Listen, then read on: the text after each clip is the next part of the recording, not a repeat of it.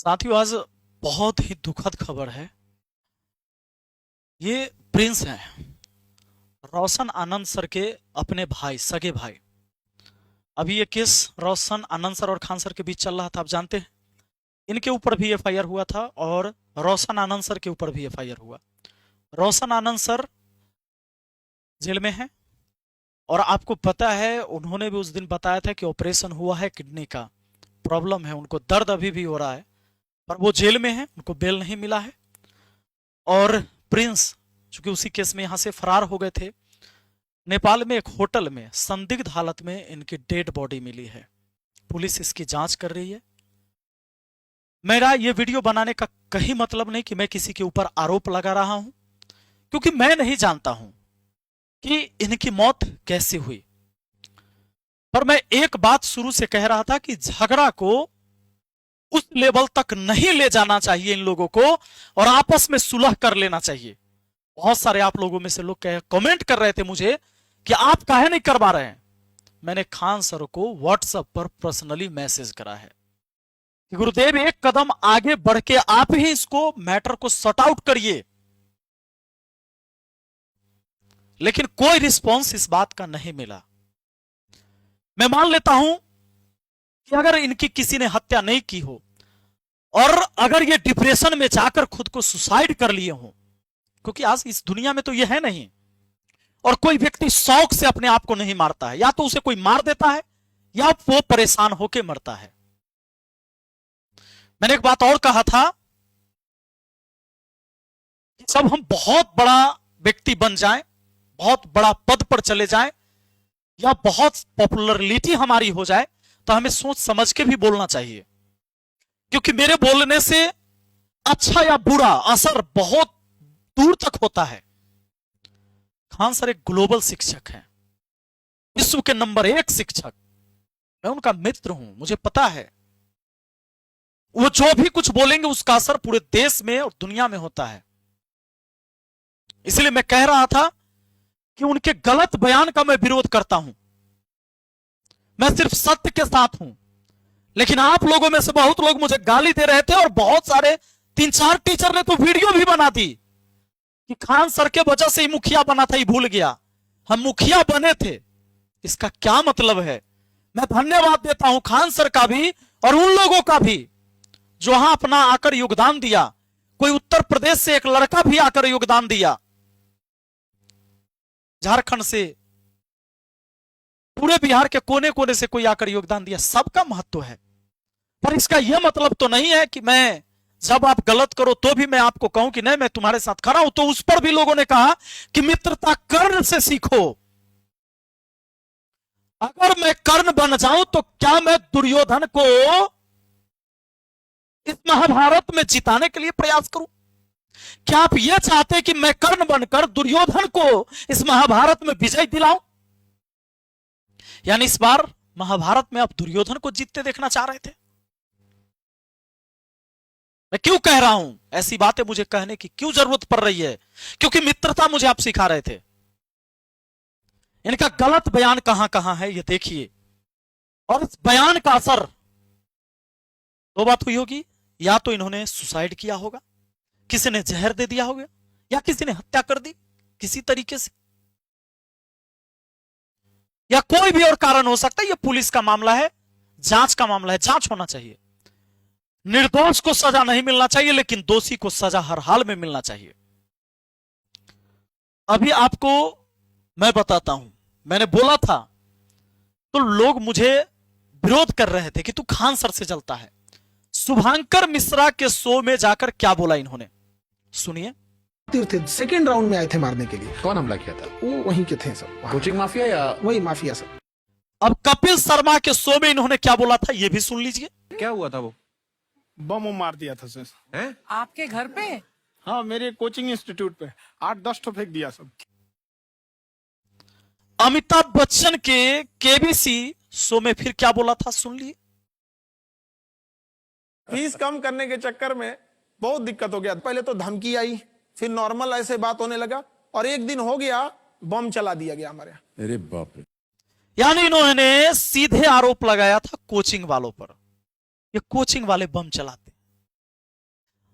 हमेशा 8 से 10 राउंड गोली भी चला भी इनके कथनानुसार, और 8 से 10 बम भी फेंका गया था। सुने ना, 8 से 10 बम फेंका गया, लेकिन उसकी एफआईआर की कॉपी मुझे नहीं मिली।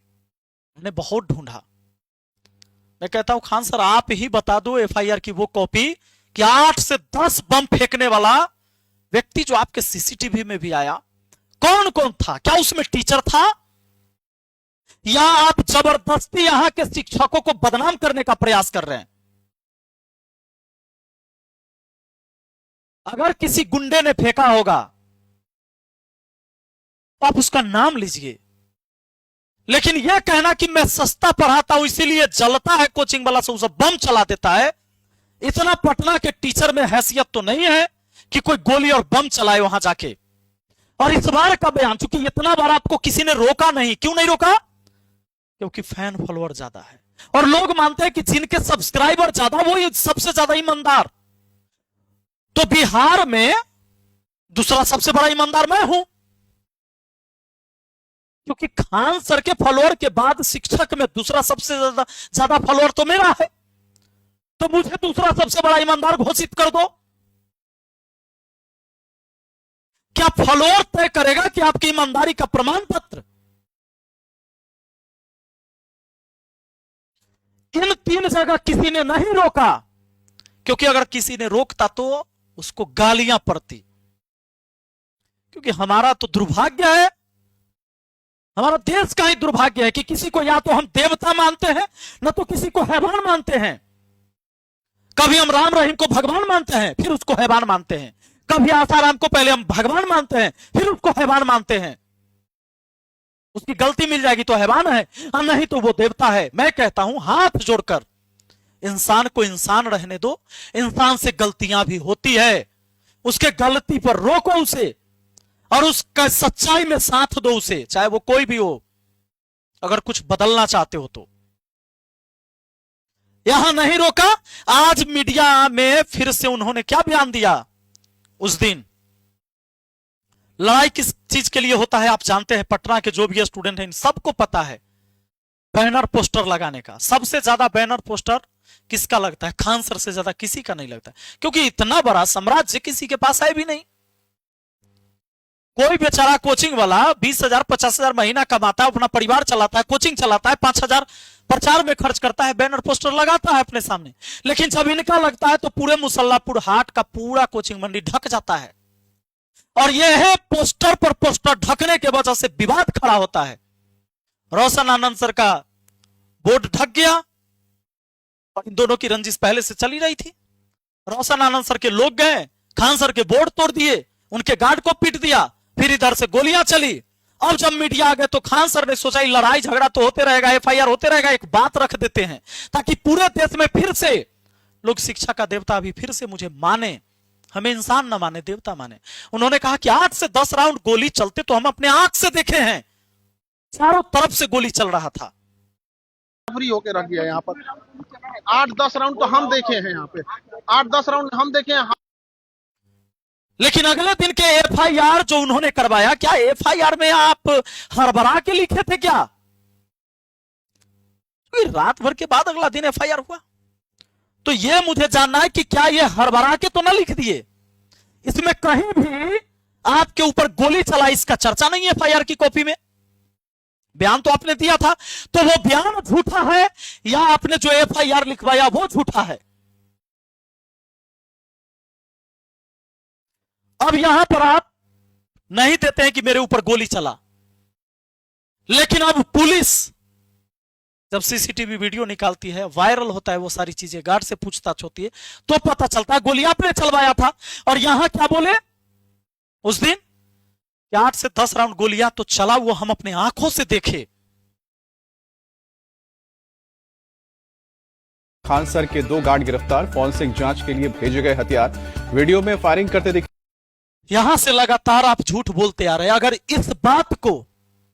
इस बात पर किसी ने आपको रोका होता, आज आप यहां नहीं बोलते और इतना बड़ा लफड़ा खड़ा नहीं होता। मैं आप सबसे पूछना चाहता हूं, चलो मैं भी खान सर के मित्र रहा हूं, आज भी मैंने खान सर को मैसेज किया, सुबह में भी, इससे पहले भी मैसेज किया है कि मामला सॉर्ट आउट करिए सर। किसी का व्हाट्सएप चैटिंग ऐसे मैं नहीं दिखाना चाहता। मैंने कहा था कि आप इस मामला को एक कदम आगे बढ़ के केस वापस ले लीजिए सर, बात खत्म। आप दोनों पढ़ाएंगे तो छात्रों का भला होगा, मैंने बोला है, पर रिस्पॉन्स नहीं लिया गया।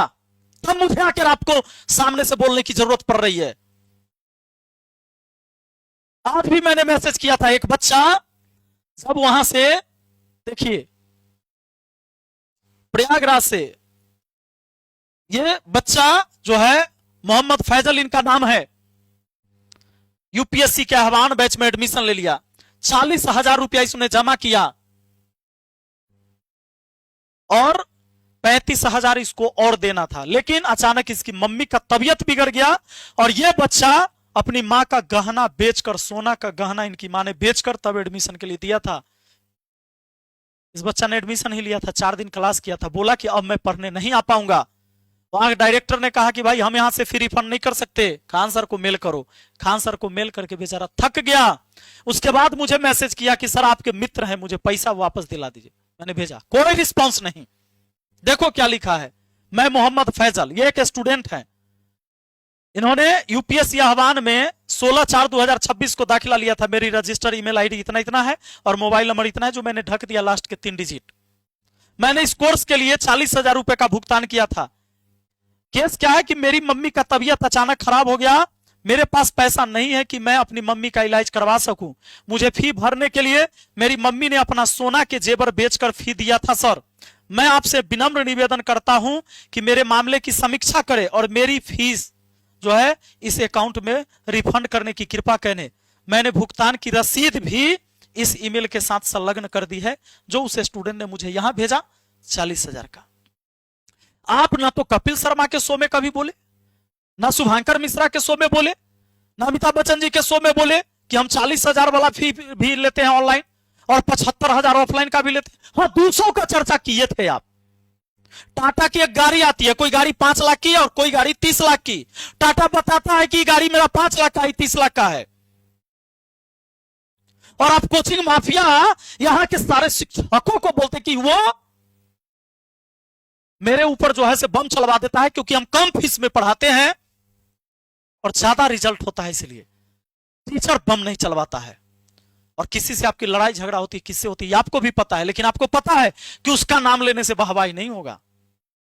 जब भी पटना के कोचिंग में झगड़ा होता है तो मेन होता है चंदा वाला प्रॉब्लम।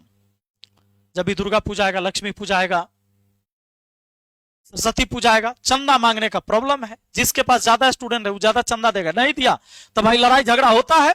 लेकिन उसको तुरंत भजाते हैं ऐसे कि यहाँ के शिक्षक जो हमसे जलता है वो बम चलवा देते हैं। शिक्षक की इतनी औकात हो गई, 10-10 को बम लेके यहां आ गया और आपने एफआईआर नहीं उसके नाम पर करवाया। और फिर पटना पुलिस कहां थी? 10 को बम चल जाएगा पटना में, पटना पुलिस को नहीं पता चलेगा कौन कौन अरेस्ट हुआ था, उसमें कौन टीचर था, उसका नाम तो होना चाहिए ना।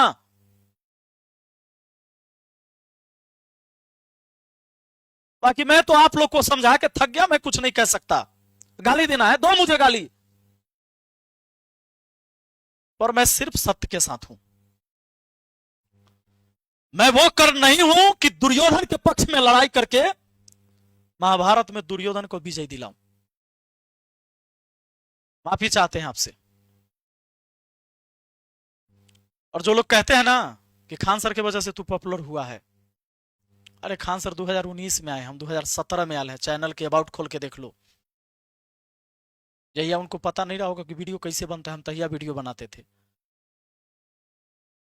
उनके फैन फॉलोअर है ज्यादा, ये अच्छी बात है। उन्होंने मेहनत किया होगा, हमसे ज्यादा बेहतर किया होगा,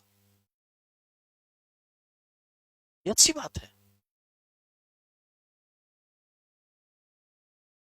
माफ कीजिए बाकी। और जिनको भी दिल को तसल्ली मिल गया होगा कि आज रोशन आनंद सर का भाई इस दुनिया में नहीं है, तो आप जश्न मनाइए, मुझे गाली दीजिए। उस मां के ऊपर, उस वृद्ध पिता के ऊपर क्या बीत रहा होगा जिसका बेटा इतना पढ़ा लिखा होकर एक जेल में है और दूसरा बेटा की हत्या हो गई, अब इस दुनिया में नहीं है। उस माँ बाप के दर्द को एक बार समझना। तुम्हारे माँ बाप ने भी तुम्हें पाले होंगे। एगो मोबाइल हाथ में है, झट से किसी को गाली लिख दो, कमेंट कर दो। मैं ये नहीं कहता हूं कि तुम खान सर को गाली दो, तुम रोशन आनंद सर को गाली दो, या किसी भी व्यक्ति को गाली दो, पर तर्क होना चाहिए आपके पास।